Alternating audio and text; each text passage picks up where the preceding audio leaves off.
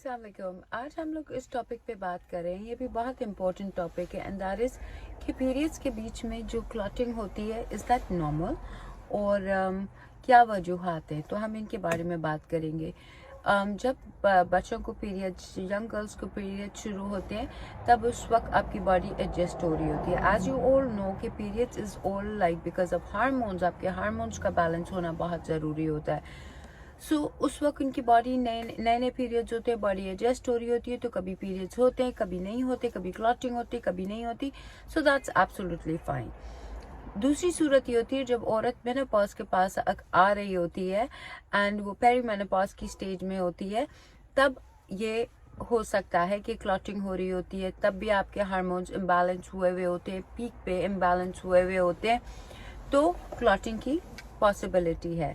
लेकिन एक सूरत हाल जिसमें बहुत डेंजरस होता है क्लॉटिंग होना, is that is after menopause.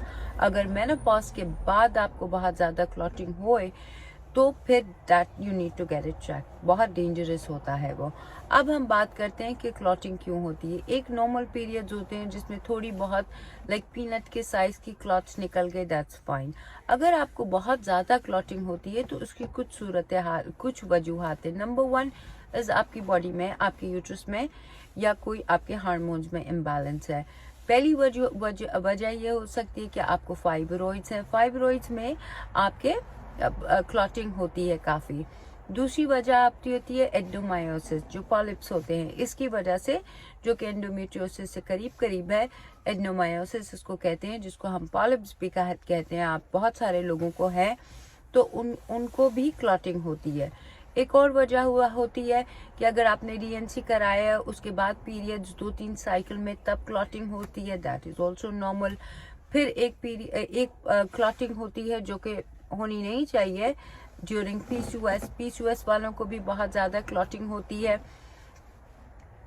एक जो आपका अपना थायराइड वाले जो होते हैं, उनको भी क्लॉटिंग हो सकती है, क्योंकि जब उनका T3 ठीक होता है, T4 सही होता है और TSH बढ़ा हुआ होता है हार्मोन। आपको पता है इसमें 3 हार्मोन्स होते हैं, किसी का कोई बैलेंस होता है, किसी का कोई इम्बैलेंस होता है, ऊपर नीचे। जब आपका TSH वो बढ़ा हुआ हो, जो कि मोटापे वाला हार्मोन है, तब आपको क्लॉटिंग बहुत ज़्यादा होती है। तो ये जिन वजूहात से होती है, आप प्लीज़ उनको ठीक कराइए, क्योंकि this is all because of your hormonal imbalance. तो it's not normal unless you